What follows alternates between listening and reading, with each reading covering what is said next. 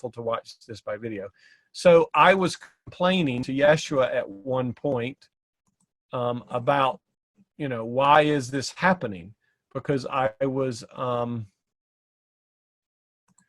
complaining about the time in between, and he directed me to this video, which I'm now going to share with you. And he said, let me help you understand what's really going on here. And if you understand, maybe you'll be at peace with endings and the time in between, and then be open to the new beginnings. So here we go. This can be a little loud and irritating, so be prepared to turn your volume down if you need to. So what this is a steel plate that is vibrating, and the vibration is going to be raised, just like we're ceaselessly expanding. We're rising in consciousness. And on this steel plate is sand. Now, when that vibration comes into a certain harmony, a harmonic, the sand forms a beautiful geometric pattern. And that pattern represents times of great clarity, presence, clarity, everything's clicking along. But then the vibration continues to rise because we're ceaselessly expanding, and the sand just totally disintegrates. That shape that was so familiar and we knew disintegrates and goes crazy for a little while until it comes into the new configuration. So between the releasing of the old shape and the new shape coming into clarity, there's the time in between. So let's just see what that's like.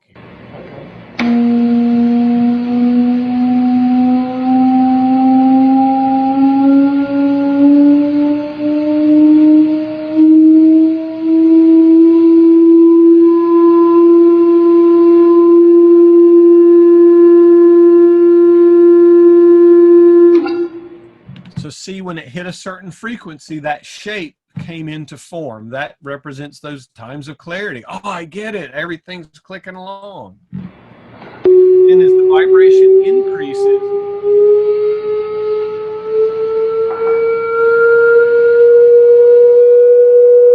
that shape gives way to a newer shape, a new configuration. Might be new ideas, new relationships, new ways of being, new understandings, new abilities to perceive, whatever those are. But the previous pattern is totally gone. It doesn't exist anymore.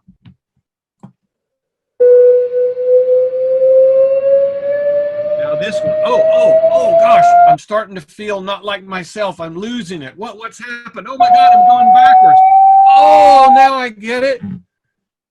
The discomfort that we feel and the belief that we are experiencing loss as we let go of the old is what causes our suffering, instead of, oh, the old is being released so that the new and greater may come.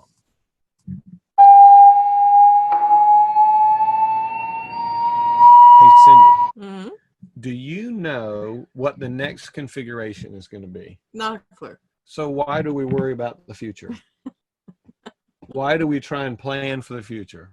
We don't have a damn clue what the next shape is going to be, do we? It's just mind candy. I didn't think that's what it was, did you? What's the next one? So what if we simply can allow endings, rest in the time in between, and say yes to the new configuration which the universe is naturally trying to unfold us into?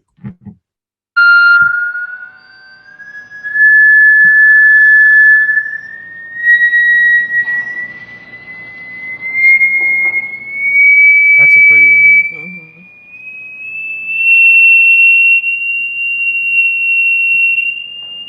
Now, have you noticed something, Cindy, about the difference between at the very beginning when they were simpler shapes and the newer shapes? They are more complex. They have more detail. Yeah, they're more beautiful. And I've noticed that the time in between is shorter. Yes, it is. You know, at first, it took quite a while for that shape to let go and a new configuration come, but now they seem to be going pretty snappy.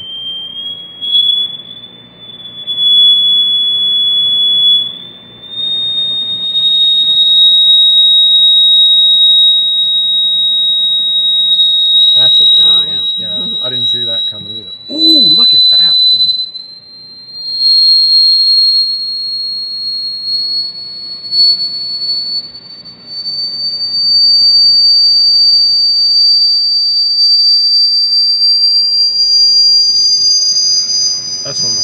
That's a tic-tac-toe. So what if this is the process of awakening?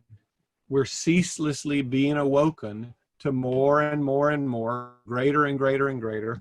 It's all happening within this perfect field of presence that never changes, a light that cannot be extinguished, so we're complete in that way, but we're ceaselessly growing, evolving, changing, and expanding in the temporary form. And what if we just understood that's the way it is? Would that be peaceful? That would be peaceful. And one of the things that you mentioned on Saturday was that we're experiencing these transformations on a whole being. And you talked about changes of frequency within the body. Oh, yeah. Talk about that somewhere? Yeah. So the sand on this thing might represent the body, the form, and the vibration being the light or your spirit as it increases its radiance, so to speak. So the relationship between those two takes a bit of time for the form to catch up to the vibration. And if you haven't noticed, things are happening really, really rapidly on Earth. There's like a quickening. I mean, if you just look at something like, I can see that our friends are on the call today that are out in the ocean. Well, a long time ago, when they were on their boat in the ocean, there would be no way they could be bilocating and be participating in a call halfway across the world from other people. Or if, 100 years ago, to get a message to someone on the other side of the planet would take months, years, and you wouldn't even actually know if it ever got there. Now, it happens in an instant with a text or a Skype call. So things are increasing incredibly rapidly. We're all going through an incredible transformation, and things are changing very, very quickly. It's almost hard to keep up sometimes. So it's that time when we're all invited to recognize what's happening is natural. The old is letting go, the new is coming, and the time in between is really important. A time of rest, experience, disillusionment, rest, the new. Experience, disillusionment, rest, the new. So what if we all woke up to the fact that that's the way that it is? And that's beautiful that it's that way, don't you think, Cindy? Mm-hmm.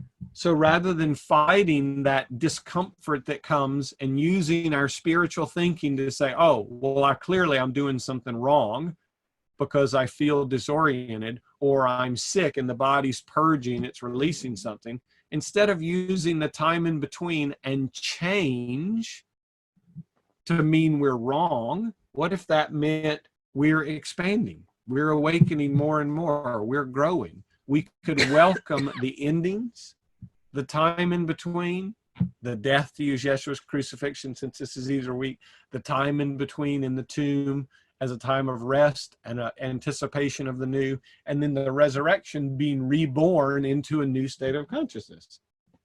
Wow. That'd be a completely different way to perceive it. It would. I think people would experience it without the same degree of disturbance. Might even be something that could be experienced with great peace. And what if that's our completion? That we come to accept and embrace the eternal that never changes, the temporal which is always changing, and let those finally become one. What if that's the finish? What if that's the end of suffering? Because we no longer use the temporal to tell us we're not the eternal. We no longer blame the temporary things in time and space to tell us we haven't become the completion that we are as presence. Wow, that would be pretty cool, wouldn't it? It would. Now, I think I'll have a little confession hour here. Would that be okay? I won't Absolutely. take an hour. But I'm in the middle of my own in-between. I have seen in the last week or 10 days, and this has been coming on for a while, when Cindy and I talked about doing this online thing, I had some resistance to it.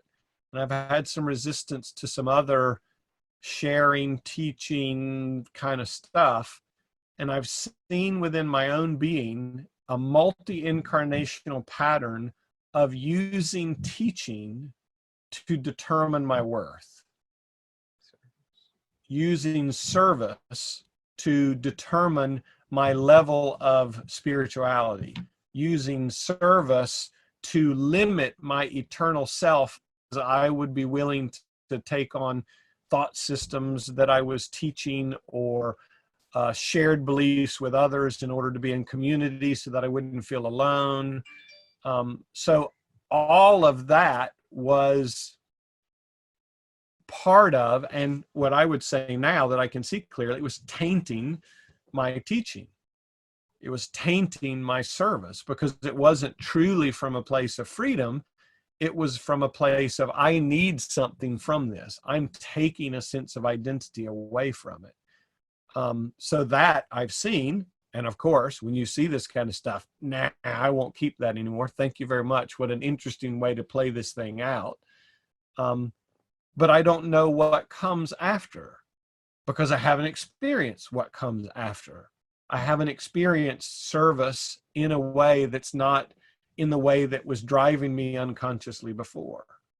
So of course, oftentimes when you see this, the mind wants to overreact and go, oh, well then give it up. Just stop teaching because you're a fraud. Just totally give it up, because all you're doing is using people. You know, your mind can really go to the extreme and suggest, oh, just throw it all away. And I've been through enough of endings and the time in between, waiting on the new, to recognize that I have no idea what the highest and best next configuration will be. So rather than throw things out in order to try and be now spiritual to some new self-image I've created, I can rest in the time in between, and let the time in between even be part of that which I can share in total vulnerability and authenticity with everybody else, so that I can demonstrate for myself living the teaching of the time in between and the whole process. I'm complete, but I'm transforming. I'm complete, and I'm ceaselessly becoming. And I'm very eager to see what comes next, because I recognize now that I've seen what I saw, then I don't want it anymore. I don't actually know how to operate from this new level that will come. My mind can't anticipate it because it has zilcho experience with it. So I could take the mind's temptation and return to the old and try and spit shine it and come up with what I would imagine or think it might be like, but that would just be slowing down the whole process. Instead of letting the release take place, letting the thing die, letting all those energetic forms in the body and in my greater consciousness dissipate, so that something new, led by the Spirit, can come into form. And who knows what form that will take. I don't know what it will feel like. A whole lot of what I thought was me, I don't feel anymore. And I kind of was wandering around pretty quiet for a couple of days. Cindy was like, what the hell's going on with him? But I don't know what's going to come. But I've learned that this is just what awakening is. And that it doesn't come to a finish line, but I don't have to suffer. The suffering has finished, because I can allow the transfiguration that is naturally taking place in a way that can be restful, supportive, and open in thanksgiving of what has been, what is now, and what will come. Well, I would like to thank you for your willingness to allow that unfolding to happen. You remember we heard that comment a couple of days back about how it's very difficult to teach someone how to swim if you've never been in the water. I'm wet. You I'm are really all wet over right me. I'm really wet right now, that's for sure. But you know, now that you mention that, when we were out for Easter morning, that Sunday morning, and I shared the thing about the light coming up from the sun, I was also given a little pebble about the ocean. So there's the ocean there, ceaselessly moving, wave upon wave upon wave. It's never the same. But as I felt into presence and hit my own knowing spot, what arose was the wetness of the ocean is complete. The movement of the ocean is ceaselessly unfolding. Like our presence, our light is already complete, and our body's movement through time and space will ceaselessly be moving, changing, growing, and unfolding. The eternal merged with the temporary. The essence, eternal essence, and the ceaseless unfoldment become one. Well, the ocean didn't need to be any different, did it? Yeah. Isn't that beautiful? It's beautiful. Wow. So what if the time in between, we could be complete with being in that time of not knowing, that time of resting after the release of the old, that time of welcoming that which has yet to come, not by our new age thought of trying to manifest what we want it to be. Just think about this for a moment. So, you know, if I've had this whole thing running of a self-limiting my eternal self through service, how could I even imagine what will come? To even try to do that, I would be reconstituting some version of the old. Yes, because the old is all that you've known to this point. Therefore, your imagining of the future is built upon your past reference point. Right. So that's exactly what I don't want any more of. So I'm happy to rest in the not knowing, knowing that the natural configuration, like that sand on the vibrating plate, will come into a new geometry, a new configuration. And when it lands, I'll know it. I'll feel it. This is what it feels like. Now, in my own journey, I've been through so many versions of the sand falling apart and a new configuration coming, and the sand falling apart and a new configuration coming, that I've come to know and be at peace with the process of awakening, the eternal unfoldment of my being, rather than playing this game of I'm supposed to be something I'm not. So a total self-acceptance of myself wherever I am. That feels so yummy. That feels really, really good. And it's nice to know that I'm done with something that was limiting. I don't have to judge it. I'm glad it's gone. If I judge it, I'm just going to reach back there and pull it forward and claim it again. So I appreciate that. We mentioned on Saturday that at least in Cindy and I's relationship, the Spirit has been very benevolent with us, and it puts us through time in betweens, not at the same time.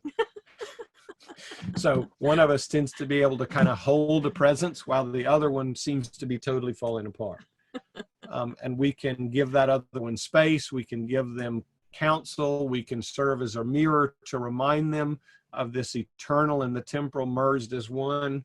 And it's really quite beautiful. So thanks for holding down the space, so to speak. Yeah, sure.